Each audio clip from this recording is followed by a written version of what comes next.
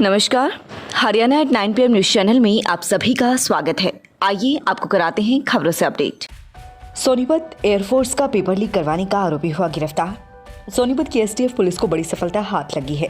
Air force का paper leak करवाने के आरोपी को गिरफ्तार कर लिया गया है, जिस पर 15,000 रुपये का इनाम भी पुलिस द्वारा घोषित किया गया था।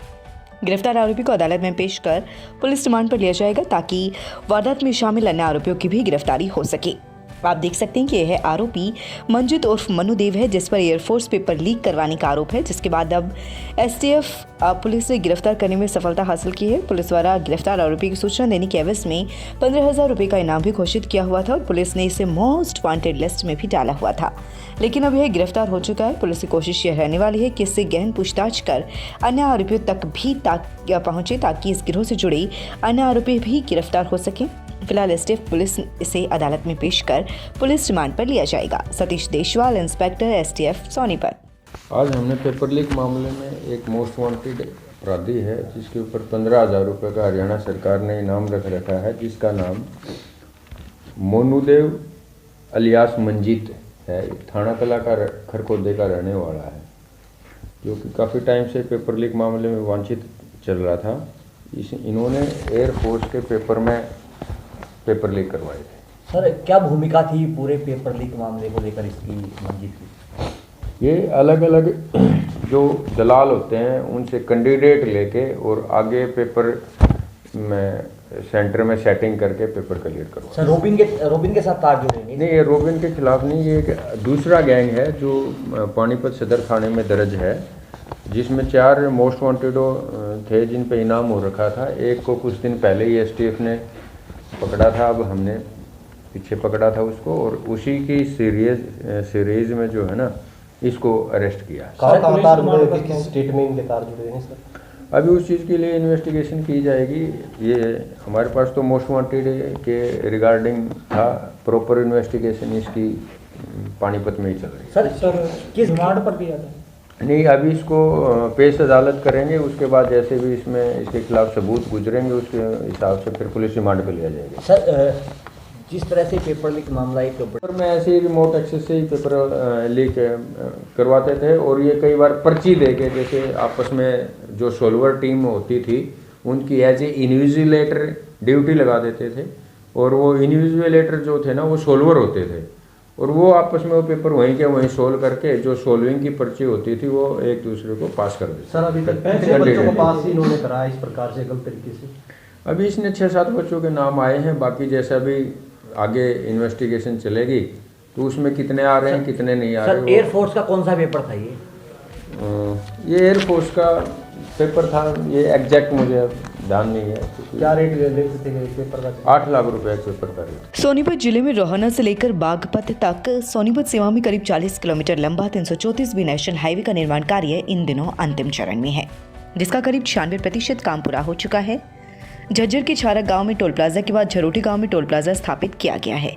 टोल को शुरू करने की तैयारी पूरी की जा चुकी है। प्राथमिक रेट लिस्ट आ चुकी है, लेकिन इस रेट लिस्ट में बदलाव होना है, जो कि टोल शुरू होने की निर्धारित तिथि से 1 सप्ताह पहले रेट फाइनल होना है।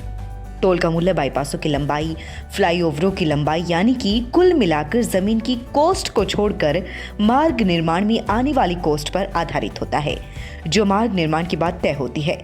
नेशनल हाईवे 334 भी सोनीपत शहर को पूरी तरह से बाईपास करेगा, जो बहालगढ़ जीटी रोड से सोनीपत को बाईपास करेगा और वाया खरखुदा, सापला, झज्जर, चरखी दादरी होता हुआ लोहारू पहुंचेगा और वहां से राजस्थान की सीमा में प्रवेश करेगा।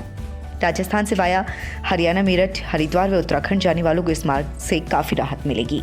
वे 3 पॉइंट जहां NHAI की इंजीनियरिंग हुई फेल, सुधार के लिए दोबारा इंजीनियर करेंगे मंथन। पॉइंट 1, नेशनल हाईवे 334 में निर्माण में 3 पॉइंट ऐसे हो गए हैं जो कि नेशनल हाईवे अथॉरिटी के इंजीनियरों की इंजीनियरिंग पूरी तरह से फेल हो गई है। पहला, खरगोदा में कवाली नरेला जाने के लिए हाईवे अथॉरिटी रास्ता देना ही भूल गई, न तो पैदल जाने का रास्ता दिया और न ही गाड़ी से आने जाने का। पॉइंट 2, हाईवे अथॉरिटी ने खरगोदा में थाना बाईपास चौराहे पर सरकारी धन का दुरुपयोग करते हुए 2 रास्ते दे दिए, जिसमें एक अंडरपास और दूसरा फुटवेयर ब्रिज। फुटवेयर ब्रिज का डिजाइन ऐसा बनाया गया कि रोजाना सड़क दुर्घटनाओं को न्योता दे रहा है। पॉइंट नंबर 3, यह पॉइंट दिल्ली रोहतक मार्ग पर सापला में है। रोहतक में दिल्ली की तरफ से सोनीपत की तरफ जाने के लिए नेशनल हाईवे 334B पर चढ़ने के लिए मानकों के मुताबिक रास्ता नहीं दिया गया।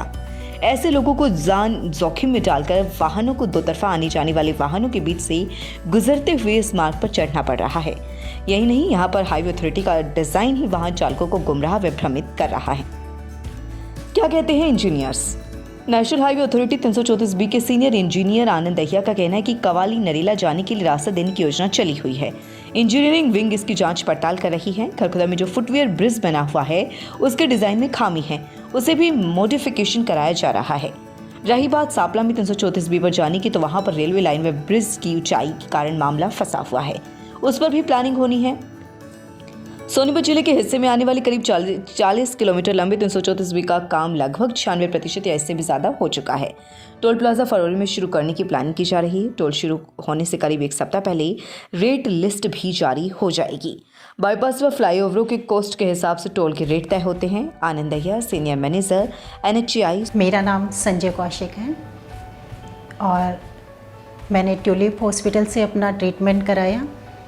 मुझे महिलाओं से संबंधित एक बीमारी थी जिसके लिए मैं 1 साल से परेशान थी और यहाँ की डॉक्टर अनुपमा और बाकी स्टाफ ने बहुत अच्छे से मेरा ट्रीटमेंट किया, जिसके कारण मुझे किसी भी व्यवधान का सामना नहीं करना पड़ा।